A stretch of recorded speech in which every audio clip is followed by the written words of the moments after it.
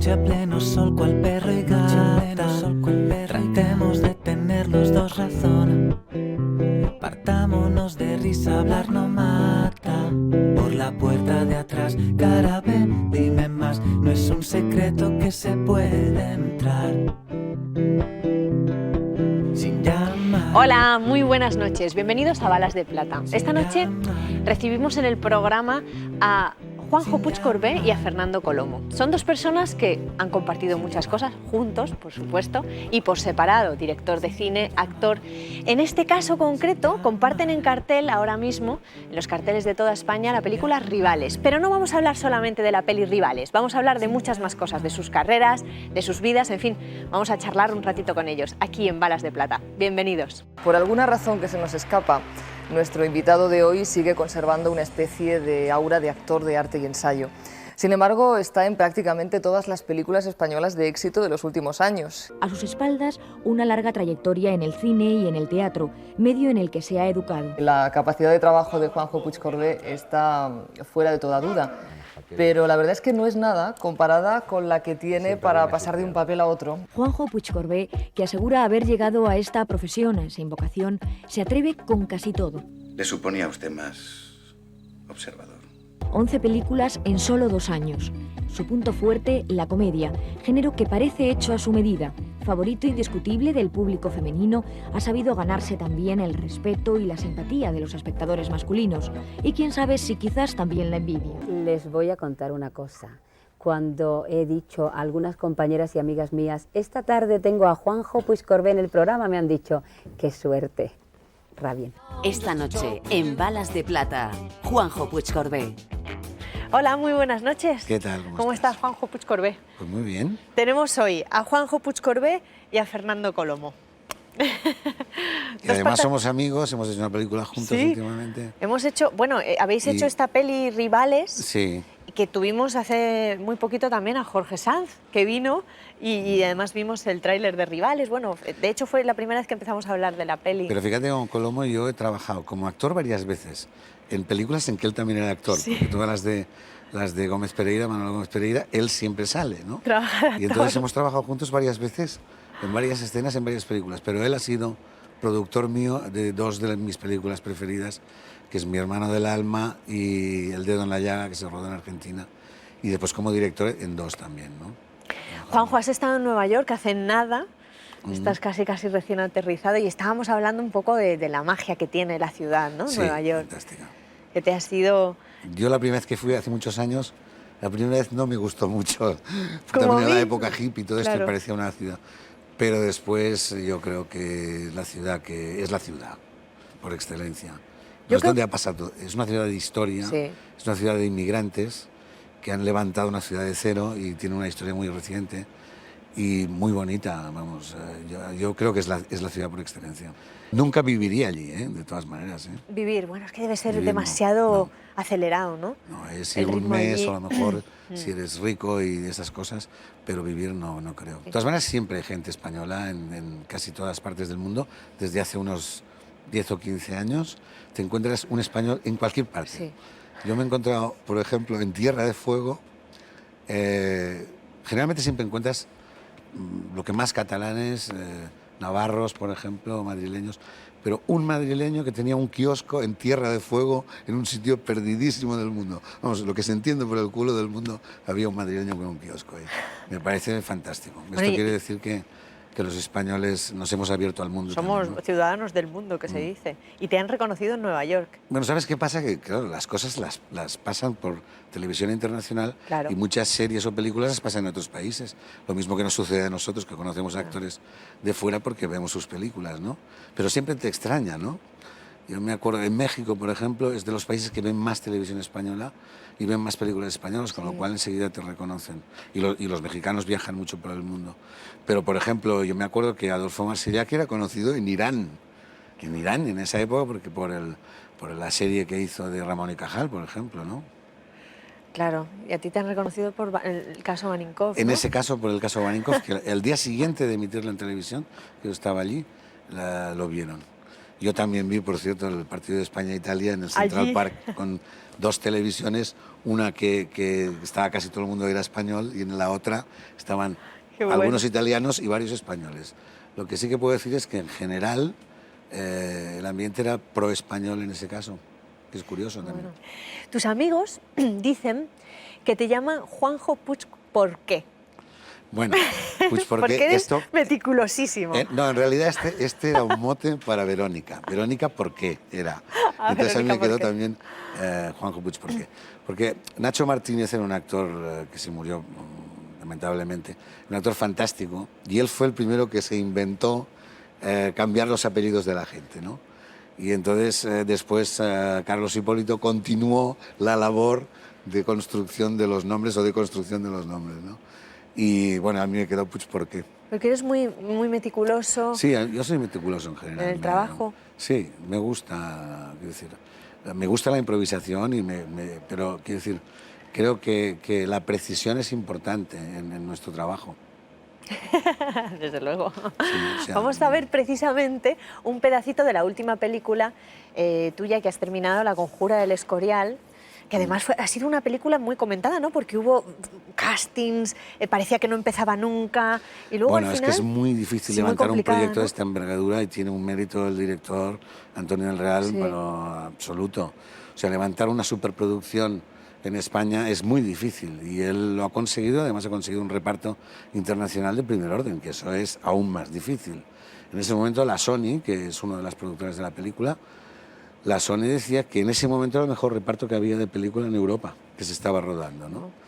Y entonces creo que se estrena el 4 de septiembre, o para el público el 5 o el 6, y creo que espero lo mejor para la película y creo que... ¿Tú la has visto ya o no? Yo he visto un pase en casa del director de la película, digamos, en versión inglesa. Me falta ver la versión española que doblamos, ¿no? Y yo estoy muy satisfecho del personaje, del papel, y me gusta. Enlaza un poco con los papeles que yo había hecho en teatro, que me hice un montón de teatro clásico y romántico, de esos grandes personajes como el Príncipe de Edimburgo, Hamlet o Lorenzaccio, etcétera, etcétera. Y me gustan estos papeles de peso y esos papeles históricos que había hecho en esa época. Vamos a ver un poquito del making of.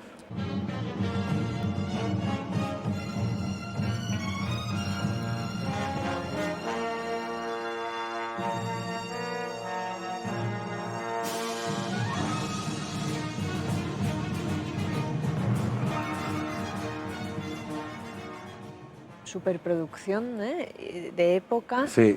Bueno, yo cuando me dijo Antonio de hacer Felipe II, que fue hace mucho tiempo, hace 2 o 3 años, yo ya me leí unos cuantos tochos de libros sobre Felipe II. Después resulta que no tenía que hacer yo el papel, después sí, bueno, fue todo un avatar de cosas, pero yo me instruí, digamos, históricamente, que es lo que más me gusta, en la preparación de un papel, y después sigues el guión de alguna manera. Pero yo creo que Felipe II era un personaje muy complejo. Tenía un lado malo que todo el mundo conoce y un lado bueno que poca gente conoce, ¿no?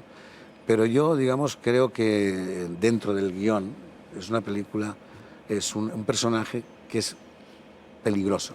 O sea, Felipe II es una persona peligrosa, es el rey del mundo. O sea, nadie ha sido tan rey del mundo como lo fue él en su momento, ¿no? Entonces, él no tiene miedo de nadie, porque es el rey del mundo, pero sí tiene está tocado, digamos, por alguien que le pueda quitar el sitio, que solo son 2 personas, su hijo, en un momento determinado, y su hermanastro, que es Juan de Austria. Entonces, esa paranoia que tiene de esos 2 personajes es lamentable para él como persona, ¿no? Pero fue, yo creo que un rey burócrata, no era lo que fue su padre, porque su padre, Carlos V o Carlos I de España, fue, digamos, el personaje renacentista por excelencia, que siempre salían los cuadros montado a caballo, fue el emperador investido como emperador y solo tenía una persona en el mundo que era Solimán el Magnífico como contraposición. Era el hombre moderno por excelencia, era el héroe. Y en cambio él no, él fue el hombre que estuvo encerrado más bien en su Escorial, que lo hizo construir, con su biblioteca, y un hombre que intentó hacer del Estado algo bueno, levantar un poco la burocracia del Estado. Es decir, es la contraposición de su padre, ¿no? Y cosas como, por ejemplo, la Inquisición, que siempre se le pone a él como el San Benito, eso es obra de su padre. Su padre fue el que le instigó, digamos, le instó a que él mantuviera la policía política esa que era digamos, la Inquisición de esa época.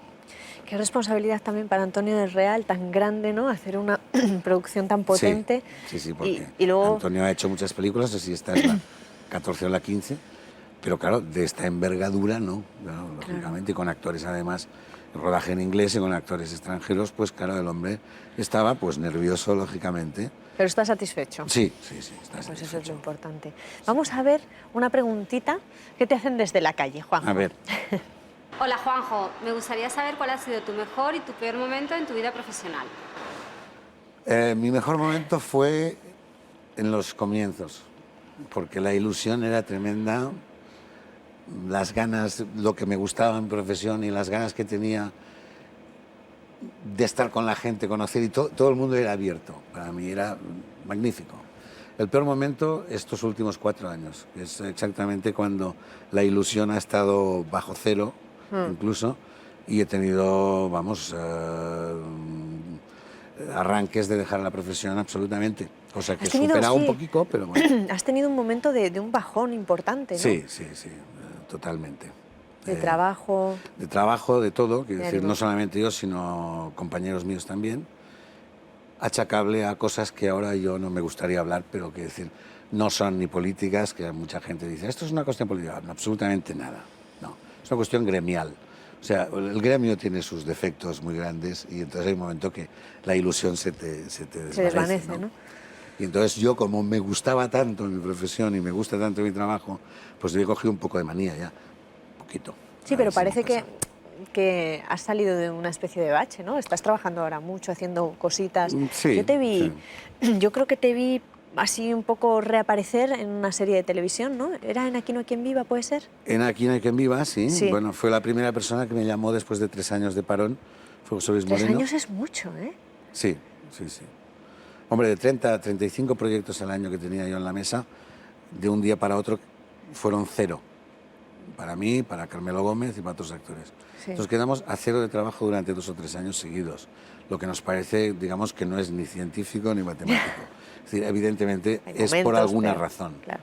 Y esa razón es gremial. Quiero decirte, yo creo que una serie de personas empezaron a hablar muy mal de nosotros, de tal manera que nos ahuyentó, digamos, todo el trabajo. Esas personas son de nuestra profesión y son hipotéticamente compañeros nuestros, lo cual me parece de un lamentable, horroroso. Todavía hoy yo me estoy oyendo la onda de comentarios malos que me siguen llegando o que siguen llegando a productores. Y se ha levantado un poco la veda, de tal manera que a lo mejor empiezo a hacer teatro y eso, porque el mismo productor dijo, a mí me habían dicho que estabas loco. O sea, yo, digamos, el San Benito que me colgaban a mí es que estaba loco. A Carmelo, que era conflictivo, a otro actor que no quiero nombrar, le dijeron que era gafe, a otro, etcétera, etcétera. Pero sistemáticamente, ¿eh? De tal manera que este productor de teatro me dijo, hombre, pero si a mí me han dicho que estaba loco, a otro compañero, no, eso es mentira y tal. Y efectivamente he vuelto al trabajo, ¿no?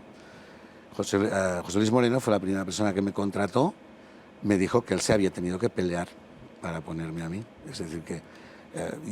y después me llamó una realizadora catalana para hacer una TV movie que se llamaba El paciente 33, que ha quedado muy bien, nos han dado muchos premios en todas partes, en Italia también, y me dijo que ella también le habían dicho barbaridades, pero que no se las creía.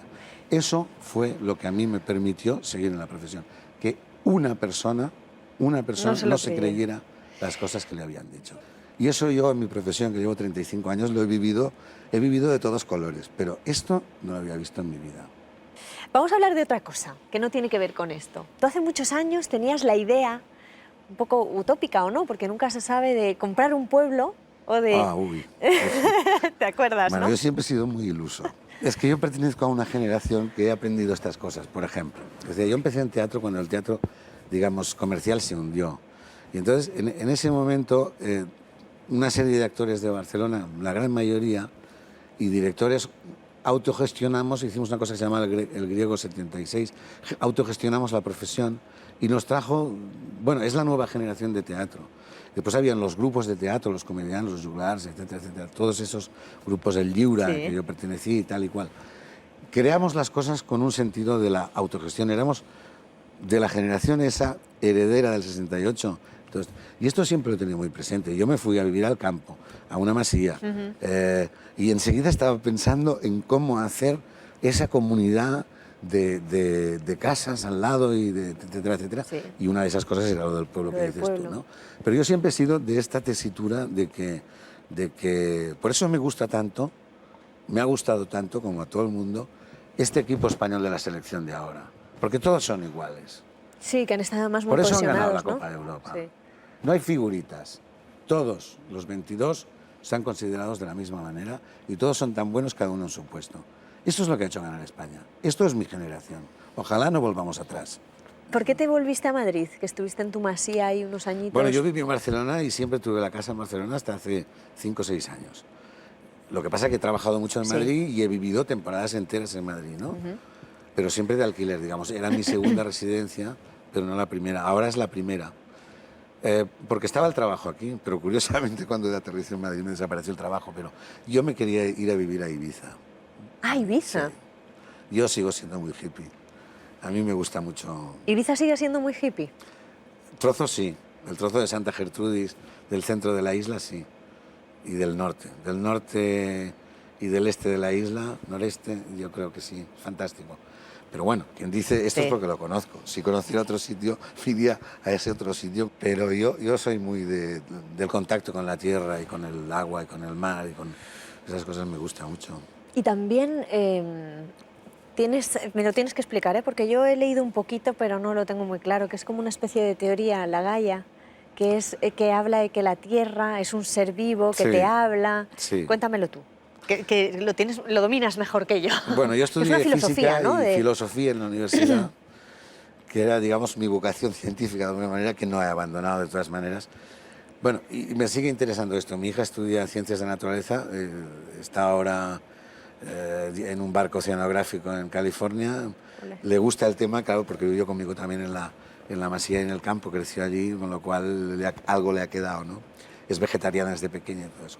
Bueno, yo creo, hay una teoría que es que la Tierra es un ser vivo, también, porque un ser vivo se define como el que nace, crece, se alimenta, se reproduce y muere, ¿no? Entonces, evidentemente la Tierra nace y crece, ¿no? Lo que no está claro es si muere, porque morirá, esto todo el mundo lo sabe, pero él se reproduce es lo que habría que demostrar, ¿no? Entonces, esto es una teoría en la cual yo creo que la Tierra produce, digamos, un ser vivo que nos ha producido a nosotros, que yo entiendo que seríamos la reproducción del planeta. Digamos, la semilla que iría a otros planetas y los reproduciría vida en otras partes. Es decir, que en este sentido se podría calificar como ser vivo. Es mucho más complejo, pero que la gente que le interese, que lo mire en internet, Gaia. ¿Y eres vegetariano tú también o no? No. ¿Tú no? No, yo, digamos, no soy vegetariano. Como carne, me gusta, pero poca. Es decir, y esta es una de las cosas que tendríamos que procurar todos, porque el hambre en el mundo, uno de los responsables del hambre en el mundo es que comamos demasiada carne, porque los animales se comen, digamos, las 8, 6 o 10, 8, de 6 a 10 partes del grano de la humanidad. Es decir, que nosotros en Estados Unidos, por ejemplo, se cultiva grano, maíz, etcétera, etcétera, y eso se lo comen los animales, y entonces nosotros nos comemos a los animales. Eso es una pérdida, digamos, de energía y de alimentación enorme. Entonces te digo, de 6 a 9 es las consideraciones que se hacen. Vamos a ver qué opina la gente de la calle de Juanjo Puigcorbé. A ver. Hombre, transmite ser una persona de carácter serio, pero luego tiene que ser un cachondo, mental, ¿no? Yo creo que es muy natural. Sí, que parece una persona afable y muy natural. No sabría decirte nada, no me suena de nada, lo siento. Hombre, es un actor familiar de los que conoces de toda la vida, de haber visto sus comedias. Creo que es sociable, que le gusta mucho ir con amiguetes, tomarse sus copitas, la buena comida, las mujeres. Bueno, creo que es un tío que tiene un pronto muy fuerte, pero en el fondo es una persona que es muy tranquila, ¿no? Bueno, a mí como hombre no me llama porque es un poco mayor para mí, pero sí que algunas amigas me dicen que es un hombre atractivo y eso. Es un hombre que atrae, que tiene algo y que es muy carismático. Como hombre me parece un hombre muy atractivo, es decir, como mujer me gustaría conocerlo. Ya eres tú. Hay de todo, ¿no? Esto me hace gracioso. Dice que seguro que va con amiguetes y todo esto, comida, copitas. Pues no. Pues sí, o no, ¿no? ¿Por qué no? Sí, supongo, todos tenemos nuestros yo he sido amigos. muy salidor, Además, muy salidor. te gustaba mucho salir, ¿no? Sí, sí, sí, pero ahora cada vez menos. Bueno, ¿sabes? pero eres un gran anfitrión. Sí, sí, hombre. Eres nos dicen todos tus amigos que te encanta hacer una cenita o buena comida en la mesa. Bueno, pero Lola me supera, quiero decir, Lola lo hace mucho mejor que yo. Y es mucho más sociable que yo. Yo soy menos sociable que mi compañera, por ejemplo. Aunque los dos nos gusta nuestra intimidad y la vida aparte. Pero después cuando hay que salir y eso, pues igual, perfecto. Pero vamos, no. Me ha hecho gracia esto. Lo de las copas, ¿no? Lo de salir por ahí. Amiguetes, que le gusta salir con amiguetes, las copas. Tú has hecho mucha comedia, Juanjo, pero lo que tú has dicho alguna vez es que a ti lo que en el fondo te gustan son los personajes románticos. Sí, porque yo creo que es mi zona fuerte, parece, ¿no? Yo he hecho de esos varios, además. Pero cuando arranqué con las comedias, que yo creo que fue una que se llamaba Lo sabe el ministro, y después Salsa Rosa y Todos los hombres iguales, y etcétera. Entonces dije, no, este hombre sirve para la comedia, ¿no? Y entonces ya me metieron dentro del saco de la comedia, porque antes estaba en los personajes históricos, etcétera. Y me acuerdo que cuando estaba haciendo el ensayo me decía, ¿y por qué no haces una comedia? Entonces hacía una comedia. ¿Y por qué no haces un drama? Porque hacía un drama. Y porque siempre estaban diciendo otra cosa de la que estabas haciendo. Yo creo que en este país es suficientemente pequeño para que todos hayamos tenido que hacer un cosido y un fregado. Todos los actores hemos hecho de todo. Porque es lo que, para mantenerse, digamos, vivo, hay que hacer de todo, ¿no? La especialización llega en grandes países y grandes producciones. Humphrey Bogart, que es un excelente actor, pero siempre hizo lo mismo. Entonces, esto pasa en Estados Unidos, porque la industria lo puede permitir. Aquí todos tenemos que hacer un cosido y un fregado. Y el tema de la seducción, que contigo siempre ha ido muy ligado, un hombre muy seductor, ¿es algo que se aprende o es algo innato?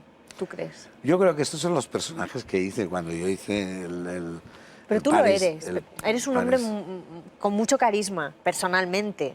Aparte de tus personajes, por supuesto, pero eres un hombre muy seductor, eres un gran seductor. Tu mirada, tu forma de hablar, ¿no? Pues no lo sé, la verdad es que no lo sé. Yo creo, por ejemplo, el Balmón, yo hice el Balmón de las amistades peligrosas, que es un seductor por excelencia, y etcétera, otros personajes parecidos. Hombre, un seductor es una persona que... Hay muchas categorías, que decir, entre Don Juan, Balmón o etcétera, o Casanova, que son tres tipos de seductores clásicos, no tienen nada que ver uno con el otro, ¿no? La seducción, en todo caso, es fijarse en la persona que tienes delante, ¿no? Y entonces,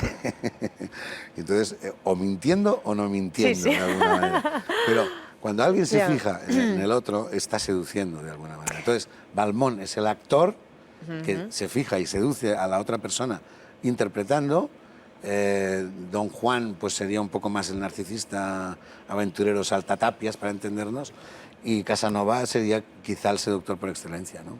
Y qué gran seductor estaba John Malkovich en la peli Las amistades peligrosas, sí, sí, fantástico. Qué gran seductor. Hizo un gran papel.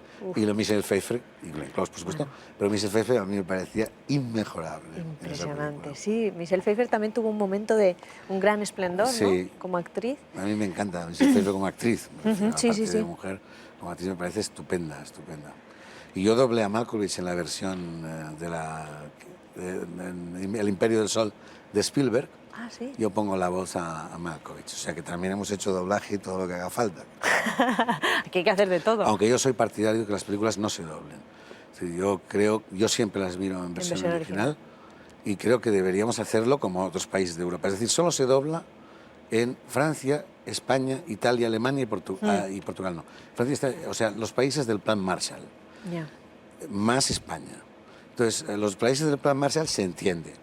¿Pero por qué España también? Bueno, pues eso ya es una razón más compleja, pero parece que Franco quería, digamos, apoyar la lengua con el doblaje. Pero de todas maneras hubo, y esto lo digo porque me lo dijo precisamente la persona que fue director general de cine en la época de UCD, que después estaba embajador en Chile, y que yo lo conocí ahí por una estancia en la que estuve, me dijo que él había pretendido quitar el doblaje en esa época y que los americanos le habían contestado que les parecía muy bien, pero que no les iban a enviar las piezas de recambio de los F-16. Con lo cual estaba claro que el doblaje es necesario para la industria americana en España. ¿Quién crees que para ti ha sido uno de los actores más seductores de la historia del cine?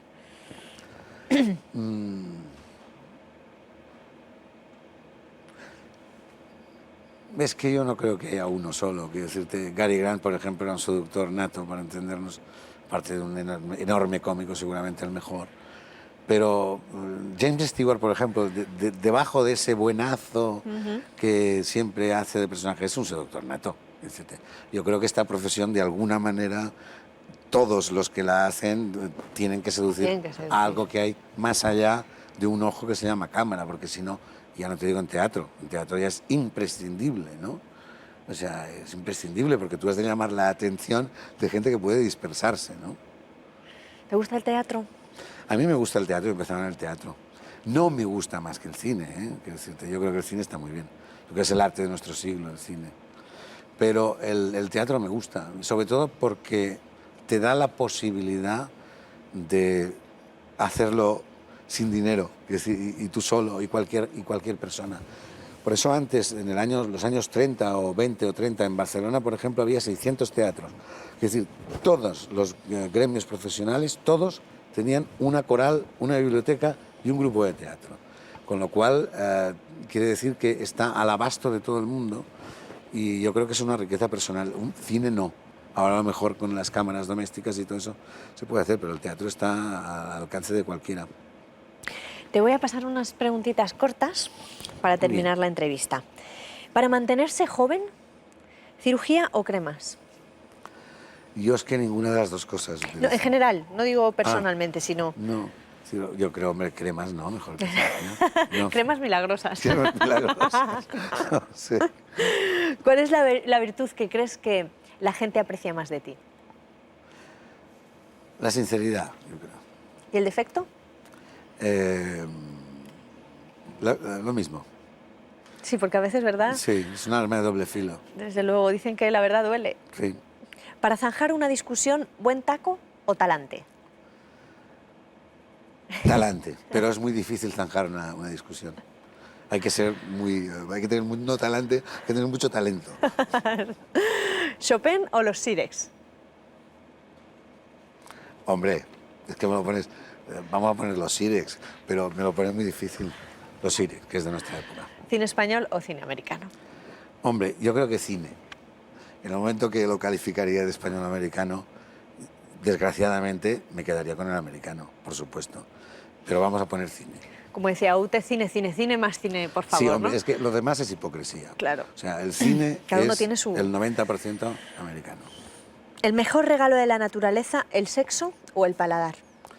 ¿El sexo o el paladar? El sexo.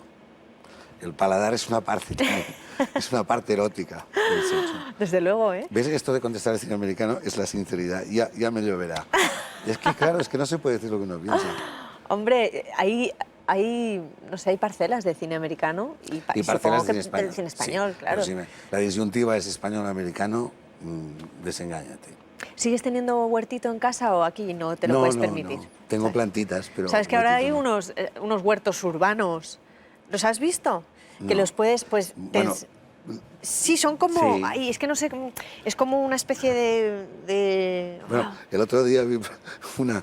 No lo sabía, ¿eh? Pero el otro día vi una serie donde salía una chirigota sobre esto de los... De los huertos, pues es un recipiente así de metal bastante grandote. Sí. Y entonces tú lo compras y allí puedes Y lo pones en la terraza, Lo pones en la terraza, si tienes la suerte de tener terraza, que eso es importante. Si no lo cuelgas por la ventana. Y puedes plantar tus tomatitos, Sí. Porque yo creo que una de las cosas que más hemos perdido, yo no sé si estás de acuerdo conmigo, son los tomates. Sí, porque... El sabor. Claro. Lo que pasa que también la tierra también es la calidad de la tierra, la calidad del aire la calidad del agua y el cuidado que tú le des, Ya. aparte de la semilla, por supuesto.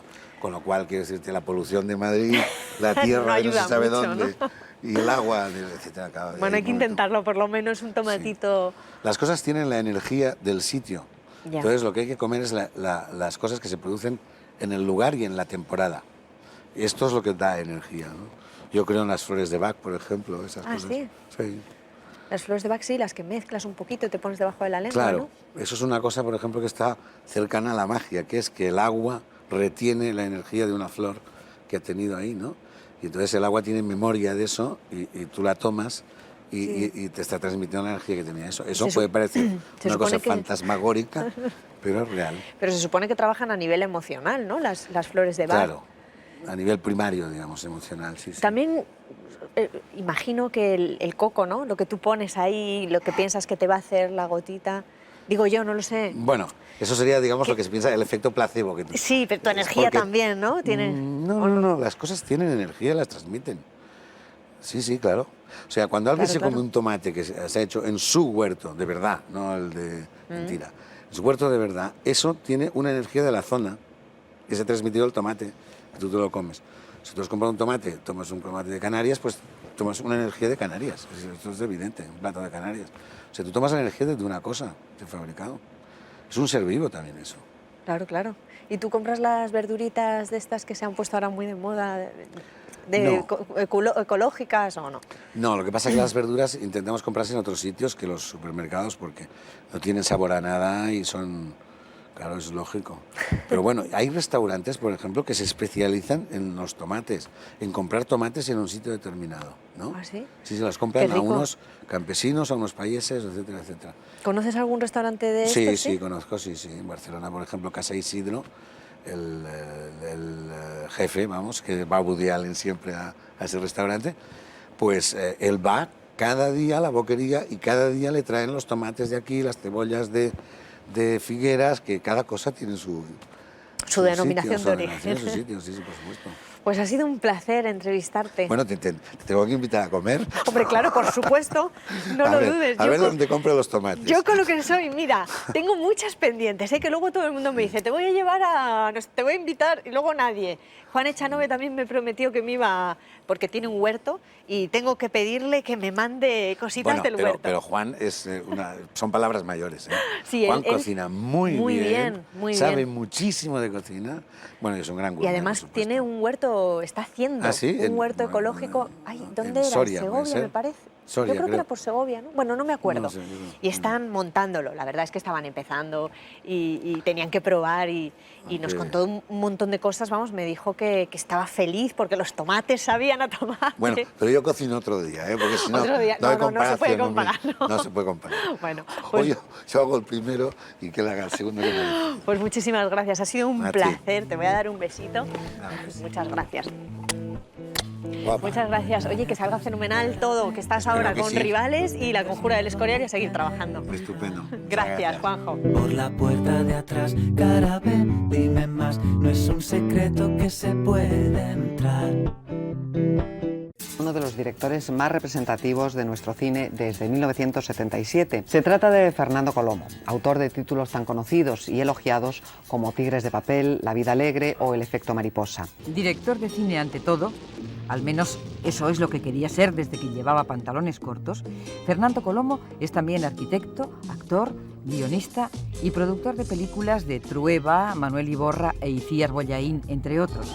Cuando yo quería ser director de cine, mi primer problema es que no sabía lo que hacía el director de cine, porque yo sabía lo que hacían los actores, que son los que se veía, y sabía lo que hacía el productor, que suponía que era el que ponía el dinero, pero nunca sabía exactamente lo que hacía el director de cine. Intentó entrar a estudiar en la mítica escuela de cine, en la rama de dirección, pero no lo consiguió. Intentó entrar luego en la rama de decoración y ahí sí lo consiguió. Entró como decorador, pero salió como director de cine, lo que él quería. Desde Tigres de papel y ¿Qué hace una chica como tú en un sitio como este?, hasta El efecto mariposa, Fernando Colomo ha sabido convertir el arte del cine en 20 años de arte de disfrutar. Esta noche, en Balas de Plata, Fernando Colomo. Corta. Muy buenas noches, Fernando Colomo. Muy buenas noches, Bienvenido Lorena. Gracias. a Balas de Plata, ¿cómo estás? Bien. ¿Estás feliz? Estoy feliz dentro de lo que se puede, moderadamente feliz. Bueno, moderadamente feliz. Yo creo que tienes razones para estarlo, ¿no? Sí, sí, la verdad es que sí. Estábamos hablando justo antes de empezar la entrevista de la peli que tienes en cartel, Rivales, y estábamos hablando de los actores, pedazo de reparto de la película. Sí, ha sido, yo creo que de las poquísimas veces que he podido contar con tantos actores conocidos y con los que ya había trabajado, con la mayoría y con otros que no, que ha sido una maravilla poder contar con ellos. Fernando, es que estábamos hablando de María Pujalte, que está maravillosa. Ernesto Alterio, que me encanta, me parece un actor estupendo y está en su salsa, ¿no? Como hacía mucho tiempo que no le veía. Sí, Ernesto se ha creado un personaje, o sea, ha trabajado muchísimo, ha trabajado mucho con el chaval que también es actor, aunque tenga 14 años, con el que hace su hijo, ¿no? Portugal, sí, que hace su hijo, y ensayaban mucho, incluso se iban al cine juntos y tal, llegaban a buscar una complicidad, ¿no?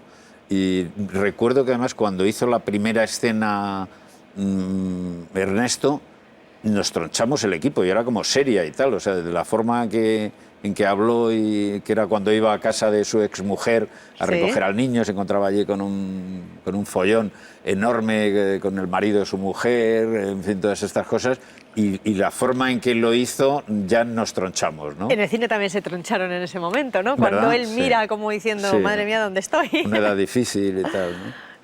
Bueno, además empiezas la película llegando él con un coche y con una música mítica, con una canción de Tino Casal, ochentera total. Ochentera total, embrujada, sí. Sí, y además fue curioso porque tenía dudas entre esa canción y otra y estábamos a punto de rodar y entonces estaba allí probando las dos, ¿no? Y estaba con el propio Ernesto ya, o sea, la cámara colocada, todo, él metido en el coche vestido, y estábamos dudando entre igual de las dos, y como tiene un arranque además tan espectacular, dijimos, venga, esta. Es que es una canción muy especial. Tú cuidas mucho, de todas maneras, las canciones, ¿no? La música de tus películas. Sí, la música es muy importante. Lo ideal para mí es incluso tener la música antes, cosa que es prácticamente imposible, ¿no? Pero en películas como Alegre Mano un Tropo, que era música clásica y que la pude tener antes, te ayuda mucho a imaginar la escena y a buscar también los huecos y a potenciar, a unir esa cosa de imagen y sonido, ¿no? Pero cuando tú escribes, tú estás escribiendo la idea, bueno, este guión es de Oristrel, ¿no? Sí, es de Oristrel e Inés París. Y es verdad, Inés París.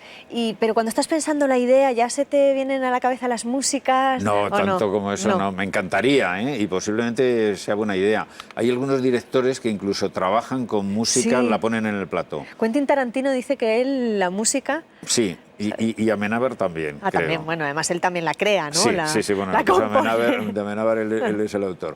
Pero yo creo que sí, es interesante. Tarantino dijo una cosa muy curiosa que es verdad, que dice, no, yo la música ya la tengo antes, o sea, tiene las canciones y lo que hace es pensar cómo incorporarlas, ¿no?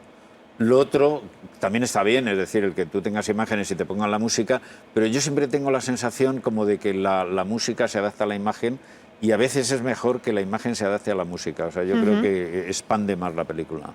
Habla tu peli, estamos hablando mucho de la peli, pero porque tiene algo, Rivales, bueno, de fútbol, por supuesto, son dos equipos, ¿no? que se enfrentan, infantiles. Ahora con toda esta... ¿Cómo podríamos llamarlo? Locura... Sí, futbolística, no sé, de pronto me he dado cuenta que ya antes de fútbol solamente sabían los cuñados, ¿no? Pero ahora ya saben las cuñadas, hasta las suegras, o sea, te empiezan a plantear que por qué han alineado a tal o a cual, ¿no? Pero qué pasada que... Yo, un poco la reflexión de estos últimos días, semanas, ¿no? La cantidad de gente que se une o que nos hemos unido, ese fervor colectivo que hemos vivido, ¿no? De ilusión, de buen rollo, de... Sí, yo creo que la gente lo que está deseando es como unirse a algo, es decir, o sea, de alguna forma cortar esta cosa tan aislada de la gran ciudad, en que continuamente te estás cruzando con todo el mundo, incluso rozando, ¿no? Y nunca miras, ¿no? Entonces, el poder saltar al unísono, ¿no? El abrazarnos todos, el emborracharnos juntos, todas estas cosas que ya van derivando, en fin, en cosas que ya son más perturbadoras para la sociedad, como pues el mear en los garajes o en las esquinas, ¿no? Pero sí, yo creo que hay una necesidad como de unión, hay una necesidad como de realmente... hermanamiento, ¿no? Algo así, de hermanamiento. De hermanamiento, sí, efectivamente. Es decir, es tan fuerte la soledad que hay ahora mismo y, digamos, una sociedad tan dura, tan perversa, que de alguna forma pues, te invita como a la individualidad, al aislacionismo, que este tipo de cosas es como una válvula de escape, ¿no? ¿Y crees que antes íbamos un poquito más en masa entre comillas, ¿no? Al cine, las salas de cine, sí. Llenábamos los cines, ¿no? Pero ahora parece que, igual que la industria discográfica está viviendo esa especie de recesión, podríamos decir, está pasando algo parecido con el cine, ¿no? Se están cerrando muchas salas. De hecho, en Gran Vía el otro día, cuando fui a ver vuestra peli al estreno, me dijeron que cerraban ¿era el Palacio de la Música? Me parece que el Palacio de la Música se ha cerrado ya, Hombre, lo que sí que es cierto es que está cambiando mucho, ¿no? Es decir, que las salas, por ejemplo, todo lo que es la Gran Vía, parece que se va a quedar más como estilo Broadway, o sea, para obras de teatro, para musicales, es decir, para cosas como en que solamente se ponen en ese sitio, ¿no? El sistema ahora de distribución de películas viene un poco impuesto por el cine americano y se trata de estrenar una película y que en una semana o en un fin de semana o como mucho en 2 haga todo. Entonces, con muchísimas copias. Y entonces, claro, eso va un poco en contra como de lo que era antes el cine, que era, yo recuerdo, pues mis películas antiguas se estrenaban en un cine y rezaba como para que gustara. Se estrenaba con muy poquita publicidad, pero la gente la iba viendo y la iba recomendando. Luego se reestrenaban, ¿no? Y se podían mantener, si la película va bien, hasta un año a lo mejor en cartel, ¿no? Entonces ahora es lo contrario, ahora es una semana, ¿no? Esto favorece al cine americano, que es un cine de gran presupuesto y gran publicidad, y normalmente con muy pocas ideas, porque es un cine pensado pues, para una mentalidad muy infantil, o sea, que pueda gustar a muchísima gente en todo el mundo, y perjudica, digamos, a un cine más interesante o más arriesgado o más personal, o un cine simplemente que no tenga la posibilidad de un lanzamiento que necesita un poco más el boca a boca, ¿no? Exactamente, que necesita el boca a boca. Ahora se producen cosas como, hay películas que hacen mucho dinero y no gustan nada, es decir, la gente dice, no, fui a ver esta y tal, como todo el mundo dice, joder, no me gustó, era larguísima, no sé cuántos tal. Y luego a lo mejor hay películas que gustan y que no acaban de triunfar o de situarse porque no da tiempo al boca a boca, es decir, esto es tan rápido y tan vertiginoso que... ¿Y qué va a pasar? No lo sé. Porque yo soy optimista porque, digamos, para los que fabricamos imágenes, o sea, para los que fabricamos contenidos, es decir, yo creo que siempre de una forma u otra se va a ver, ¿no? Sí que es cierto que ahora mismo el problema es que si se ve y nadie paga, pues llegará un momento en que no se puede hacer, ¿no? Porque las películas, desgraciadamente, son bastante caras, ¿no? Si todo el mundo las baja de internet sin pagar y tal, pues llegará un momento en que se dejarán de hacer. O se harán otros, no sé, con presupuestos mínimos o incorporando la publicidad dentro de la película. O sea, que estaremos todos todo el rato ahí pues sacando una marca de cerveza o haciendo cosas así. Ah, bueno, claro, que te pagan, ¿no? Claro, para que te ayudan a costear la película, digamos, ¿no? Las marcas. Yo creo que sí, vamos a acabar haciendo algo de esto. Bueno, vamos a ver algún pedacito de pelis tuyas. Muy bien. A lo largo de tu historia, como realizador, como director. Esto es un artefacto peligroso, lo carga el diablo. Y si no sabes, se dispara por nada. Haces así, con esto cargan nada más. ¡Ah! ¡Coño! ¡Alberto! Lo siento. ¡Que me ha dejado Marco!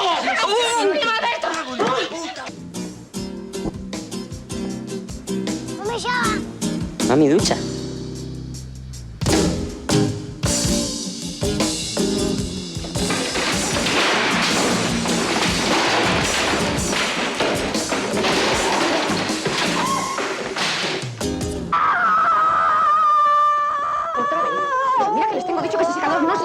Bueno, pues como si nada. A ver qué pasa aquí. ¡Ay, mujer, que quema a mí, ¿sabes? ¡Tráeme una toalla! ¡Traed una toalla! ¡Tráela tú, pavisosa! Mujer, tranquila, tranquila. Que no se pasa. Si es que a mí estas cosas de la electricidad me da muchísimo miedo, ya lo sabe usted. Ya está, pobre. Si es que no servís para nada, os lo tengo dicho. Estás celosa, cariño, completamente celosa. ¿Celosa? Vete ahora mismo. ¿Pero qué haces? Vete que te lo tiro, ¿eh? Tranquila, cariño. Vete que te doy. ¡Levántalo! ¡Grita y... Así. Mira lo que te he traído. ¿Los has traído tú? Sí, claro. Bueno, hoy no he podido traer muchos por las prisas, ¿sabes?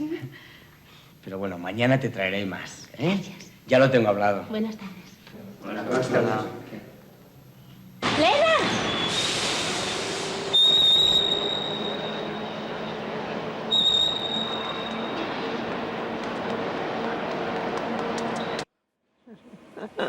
Ese era yo. Hemos cogido ese pedacito Sí. porque tú eres un poco como Hitchcock. Sí. Apareces en algunas de tus pelis, ¿no? Ahí estabas en La vida alegre, estabas sentado en la sala de espera. En La vida alegre me puse en la sala de espera, y además nadie se lo esperaba porque estábamos a rodar y en el momento, justo antes de decir motor, digo, un momento, había dejado un sitio libre y digo, no, esto dejarlo que no se ponga nadie, ¡pum!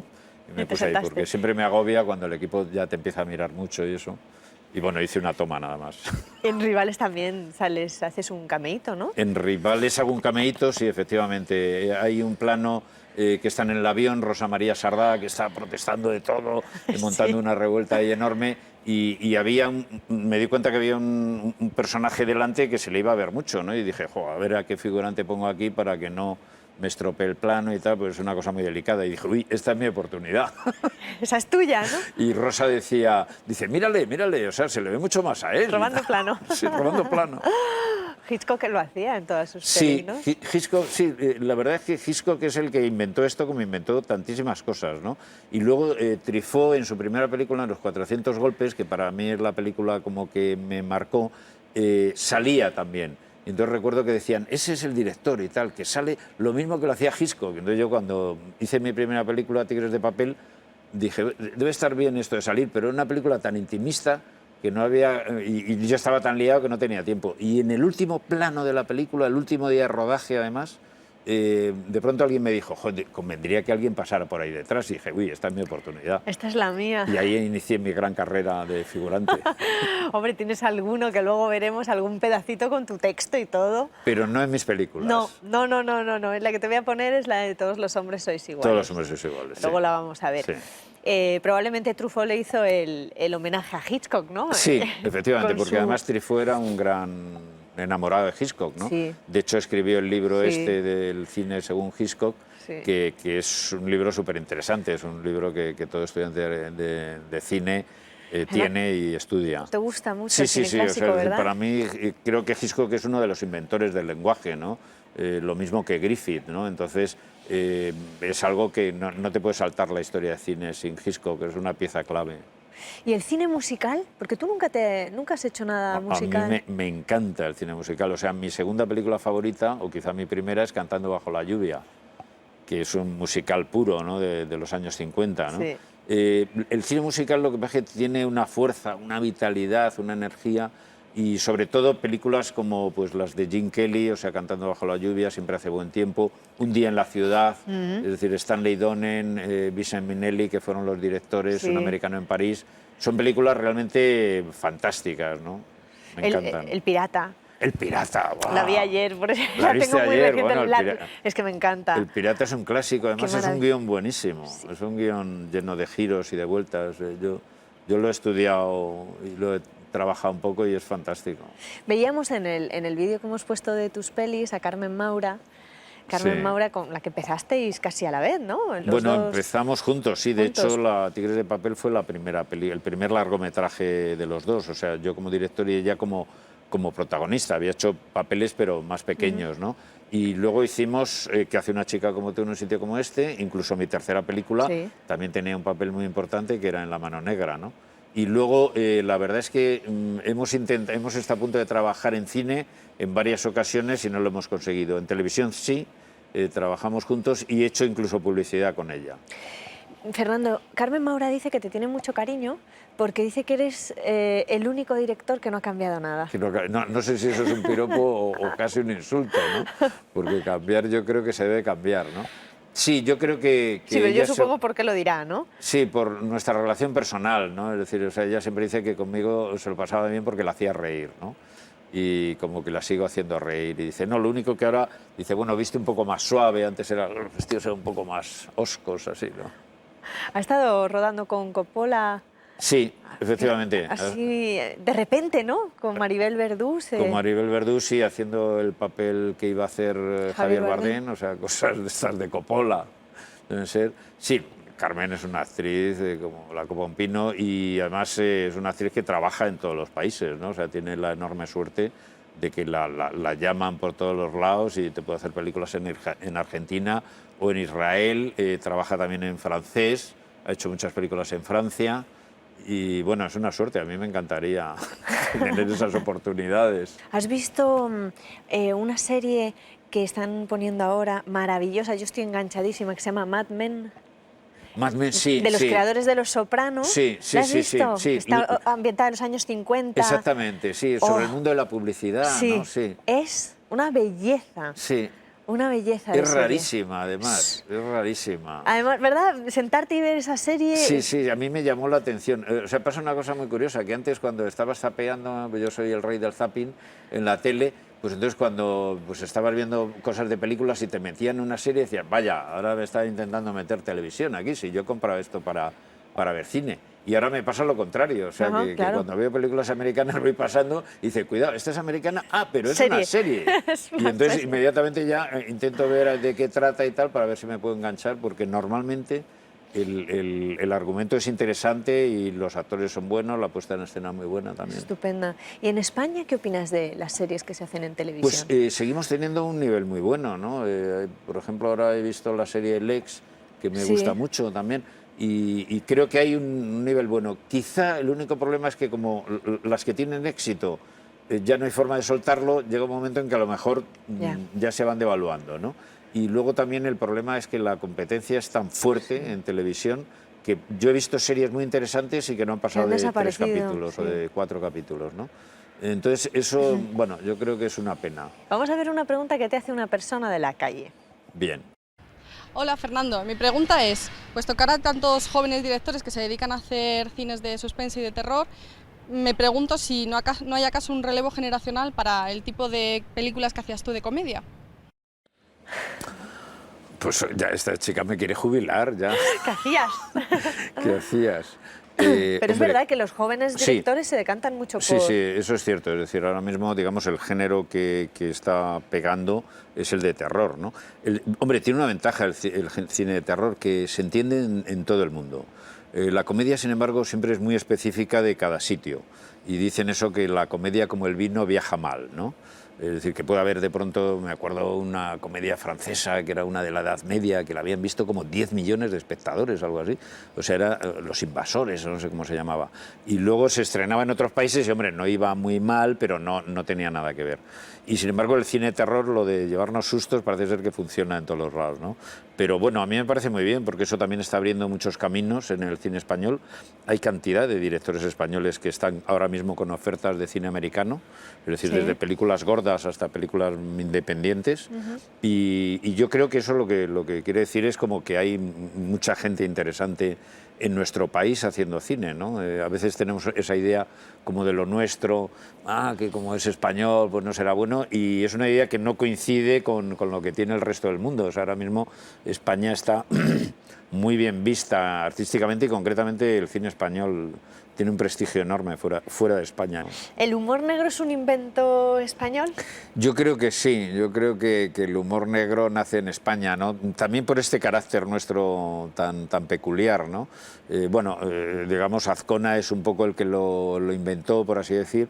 Y recuerdo que Azcona, una vez charlando con él, decía, hombre, es que dice, tú vas a un funeral, o no sé qué, dice, pero enseguida te encuentras con una prima que hace mucho tiempo que no veíais, entonces empezáis allí un poco a tontear y no sé qué. O sea, como diciendo, el ser humano, siempre al lado de los momentos más trágicos, busca una forma como de evadirse o de agarrarse, ¿no? Entonces, esa mezcla es lo que hace el humor. Yo creo que el humor siempre está muy relacionado con la realidad, ¿no?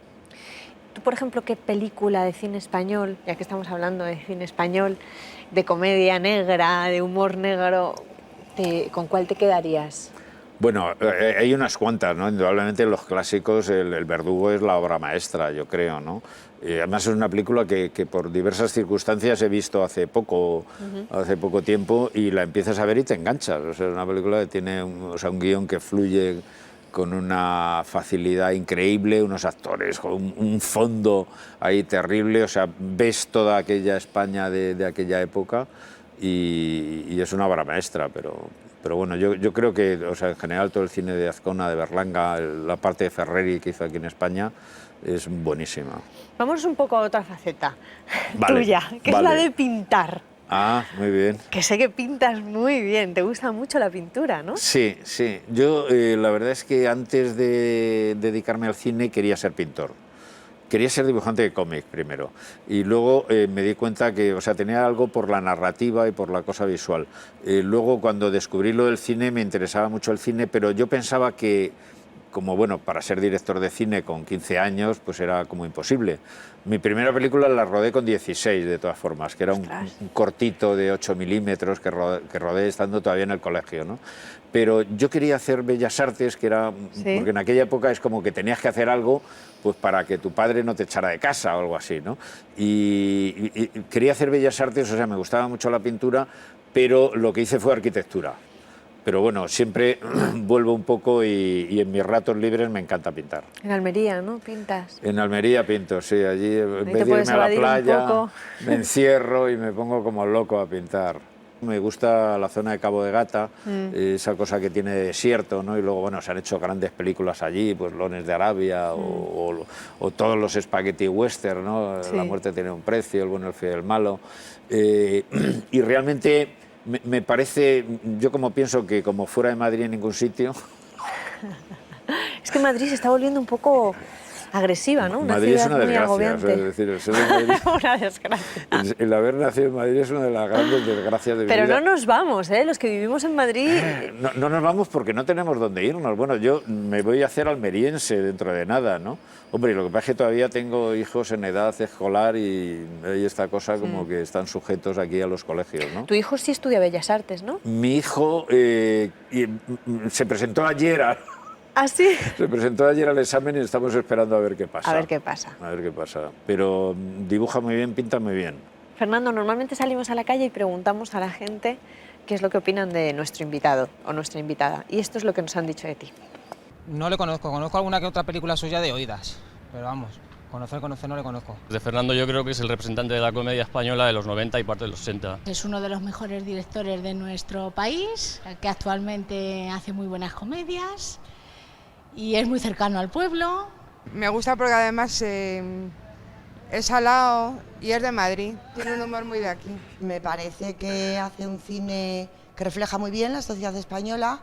Las películas que hace son muy corales y utiliza actores muy conocidos, con lo cual, bueno, pues no sé, es como de casa, ¿no? Me gusta. Hombre, sí, no está mal, lo que pasa que, bueno, ya sabiendo cómo es cada una película ya ves todas y es siempre lo mismo. Tiene un poco de pinta de bohemio, ¿no? Así callado, como el típico callado en reuniones que cuando abre la boca la peña le saca una carcajada a la gente. Es una persona con bastante ironía y que se sabe reír de sí mismo, con mucho sentido del humor.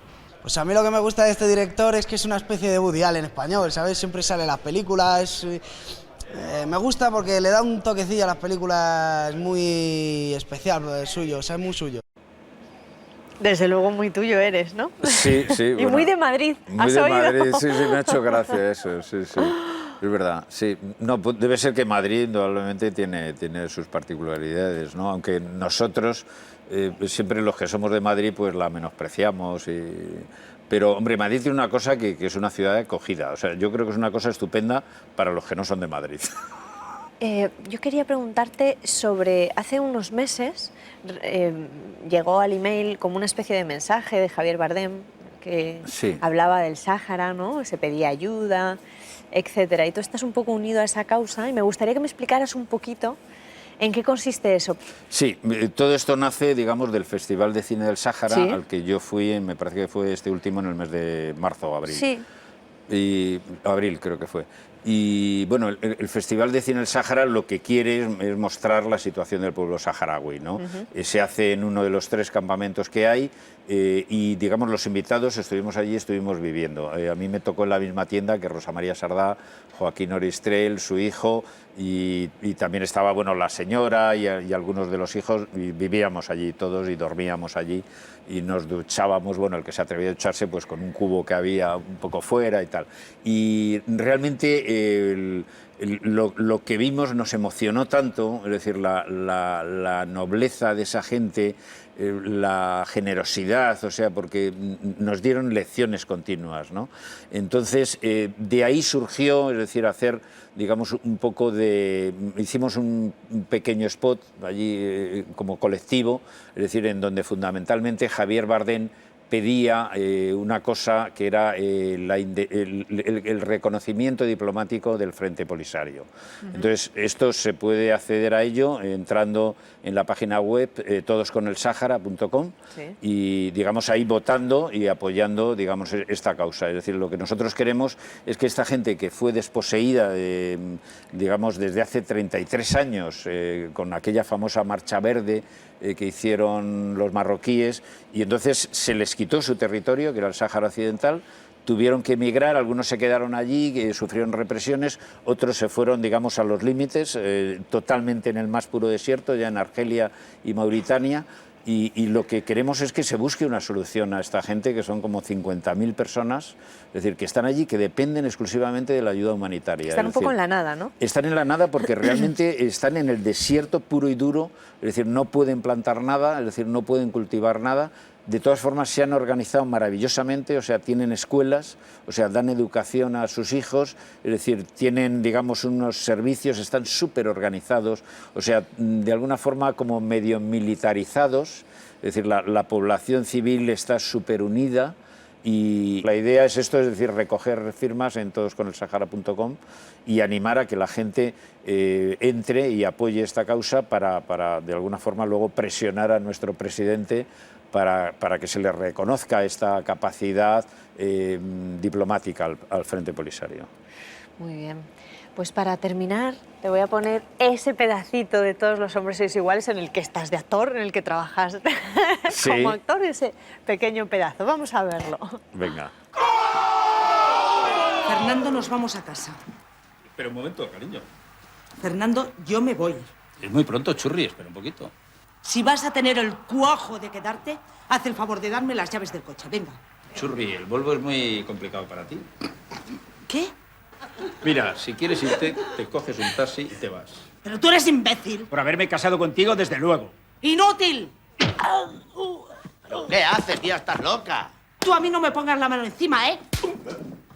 No te importa, ¿verdad, Fernando? Qué fuerte, qué fuerte. ¿Cómo te ves?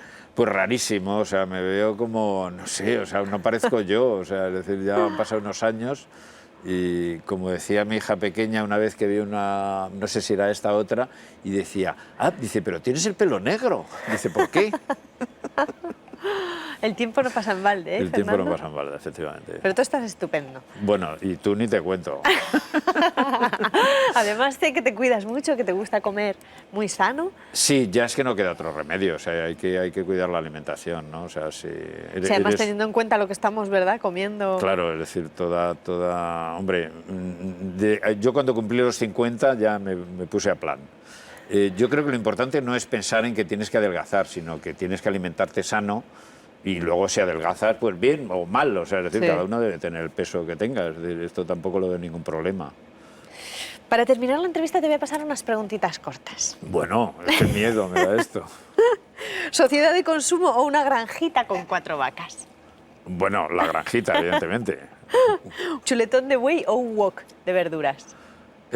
Bueno, esto puede tener su aquel, o sea, normalmente wok de verduras, pero chuletón de buey tampoco, o sea, de vez en cuando, hombre, si lo tomo todos los días, ¿no? Pero de vez en cuando un buen chuletón me encantaría. Hombre, qué rico. Sí. Carne roja de vez en cuando. Sí. La siesta con pijama y orinal, como decía Cela, o 10 minutitos en el sofá. No, yo soy de pijama y orinal. ¿Ah, sí? O sea, Pijama, sí. Padre Nuestro y orinal, decía, ¿no? Sí. Sí, o sea, esa es la siesta de hora y media, 2 horas o cosas Ostras, así. si no te levantas hecho polvo. Bueno, la verdad es que según los expertos la siesta buena es la de los 10 minutos.